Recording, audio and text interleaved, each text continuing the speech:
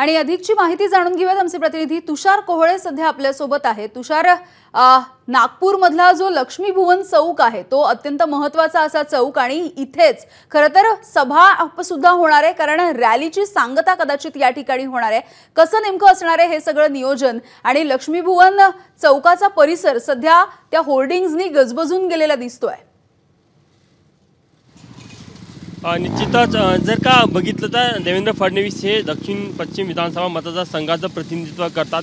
सध्या मी त्यांच्या याच मतदारसंघातील लक्ष्मीनगर चौकामधलं दृश्य तुम्हाला दाखवतो। सध्या लक्ष्मीनगर चौकामध्ये त्यांच्या मतदारसंघाच्या वतीनं इथे मोठं भव्य स्वागत या लक्ष्मीनगर चौकामध्ये त्यांचं करण्यात येणार आहे आणि इथे एक छोटेखानी सभा देखील होणार आहे। आपण बघू शकतो की व्यासपीठ उभारण्यात आलेलं आहे आणि देवेंद्र फडणवीसांच्या स्वागताच्या अवतीभोवती बघा, म्हणजे तुम्ही जर का या चौकामध्ये चारही बाजूने नजर टाकली जिकडे बघा तिकडे देवेंद्र फडणवीस यांच्या स्वागताचे होर्डिंग्स बॅनर्स आपल्याला पाहायला मिळतात। जणू काही संपूर्ण नागपूर हे भगवमय झालेलं आहे। आज जणू काही नागपूरमध्ये दिवाळी असल्याचं पाहायला मिळत आहे। हा जर संपूर्ण समोरचा रोड बघितला तर हा पुढे धरमपेठकडे जाणारा रोड आहे आणि बघा या रोड संपूर्ण रोडनी तुम्हाला भाजपचा पताका लागलेला पाहायला मिळतात। देवेंद्र फडणवीस यांचे कटआउट्स लागलेले पाहायला मिळतात।